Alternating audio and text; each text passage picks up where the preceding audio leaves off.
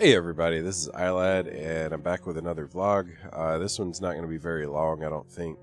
I caught a lower respiratory infection from my 3-year-old, and I'm a little short on breath. Basically, I've got a lot of inflammation down in my lungs, bronchial tubes, whatever. And if I talk too much, I get out of breath pretty easily. Did want to give you all an update on the situation with my graphics card. After about a week of FedEx having lost the package. Wait, no, y'all don't. If you haven't been following me on Twitter, you don't even know that part of the story. All right, so I had sent my RTX card back to MSI for the second part of the RMA process. This time they had actually said they were just going to replace it outright. Which is awesome. I do want to give a shout out here to MSI customer support. They've been great, at least on the phone. Things sometimes move a little slowly, as far as actually getting stuff done. But when you talk to them on the phone, they are super helpful, very, very eager to do right by the customer. So that's awesome. Jury's still out on how all this is going to be resolved, but anyway, so they were going to send me a replacement, so they shipped it via FedEx. FedEx lost the freaking package. They told me they were going to deliver it, the Thursday before Thanksgiving. Then I got an email that said that it's going to be delivered the Friday before Thanksgiving.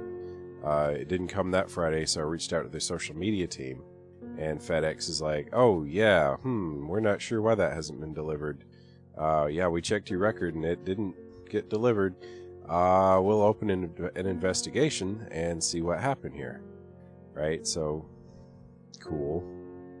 And then they called me and they're like, hey, you're going to have to give us 7 days to investigate this. And at the end of the 7 days, if we haven't updated the tracking information, then you can assume it's been lost. You contact the shipper and, they'll file their claim. Great. 3 or 4 days after that, I get an email that the package had been delivered. And I'm like, okay, sure, I believe this. And then I go and I check and it's not there. It's not anywhere. And you got to understand, we've been living here for several years. We've had hundreds of packages delivered.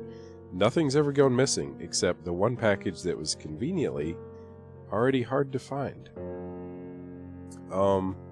So I didn't believe that. So I got back into my email and I looked at the delivery email, and it was dated for that first Thursday that they didn't deliver it.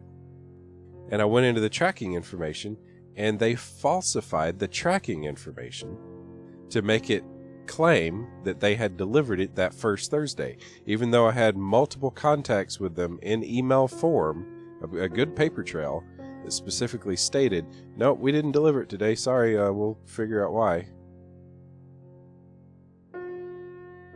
By the time I got them on the phone,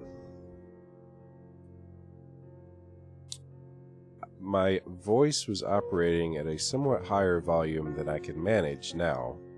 It'd have been better for them if I'd gotten the lower respiratory infection first. They might have had a better day. The way the conversation turned out with FedEx was, yes, we know it hasn't been delivered. We know that the information says it has been delivered. We do believe that we have lost the package. When you contact the shipper and get them to file a claim on the lost package, we may or may not admit that we lost the package. Or, we might tell them it got delivered.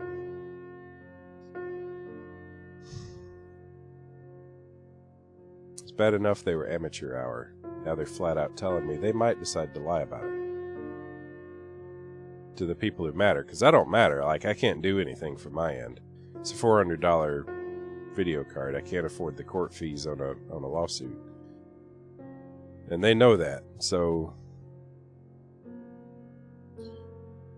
anyway, I contacted MSI and I got them to say, okay, yeah, we'll file the claim. Again, MSI was great, right? The only thing I have against MSI really is that they use FedEx for their shipping, which nobody needs to do. Whatever. Can't talk too much or I will lose my oxygen. Yeah, so MSI on the phone with me, I told him, I said, look, when you contact FedEx, their tracking information shows that it was delivered, and I have proof that it was not, that the tracking information has been falsified. So if they give you any kind of trouble, you need to contact me instead of just dropping it. And they actually had me go ahead and email them the proof that I have. And the last I heard back from MSI is they were waiting on some accounting information before they went ahead with filing the claim with FedEx.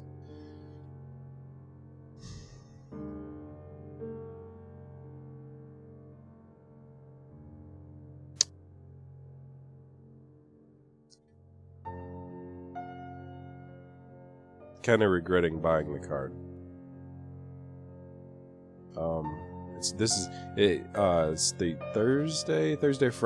Friday after Thanksgiving. It passed the 3-month mark from the time that the card got delivered to me still not being able to actually take advantage of what I paid for. The reason why I didn't just do a flat-out return in the beginning of the whole situation is because it came bundled with Wolfenstein Youngblood and Control. And it was right at the end of that promotional period, and if I had sent it back for a refund, I would have lost the bundle, and I wouldn't have been able to claim the bundle once a replacement had been sent me. That's why I went through the whole RMA process in the first place. And where I am right now is that $120 of free software was not worth the hassle. I should have waited, or I should have returned it outright the first time, because there's no way that I'm going to have so much fun playing Control and Wolfenstein Youngblood that I'm going to look back and say, oh yeah, these 3 months of stress were really worth it. I'm okay. I'll be alright. I don't lose sleep over many things. It's really hard to get me to lose sleep over stuff. I've been losing sleep over this. I almost never get that stressed out that I actually lose sleep over something, because I sleep really well. This has been a significantly higher stress level for me than what I'm used to, even in my professional life. Anyway, moving on. Y'all send good vibes my direction, because I need this to get resolved. I'm so sick of it. Yeah, my channel. My YouTube channel is officially growing again. I sort of, kind of temporarily quit YouTube 2 years ago. I lost a fair number of subscribers then. I am this close to being where I was before I quit, and I'm so happy. Thank you so much to my recent subscribers. Thank you also to those of you who have stuck by me and never left in the first place. It feels good for my channel to actually be growing again. I mean, it's not much, right? But it's nice. I like seeing it. It's kind of reinvigorated me as far as producing videos. I actually have a schedule drawn up all the way through January of 2020, which is really, really cool. I haven't had, with one exception, every video on that schedule, and there's 2 videos per week, not counting the vlogs. With one exception, every video is already recorded.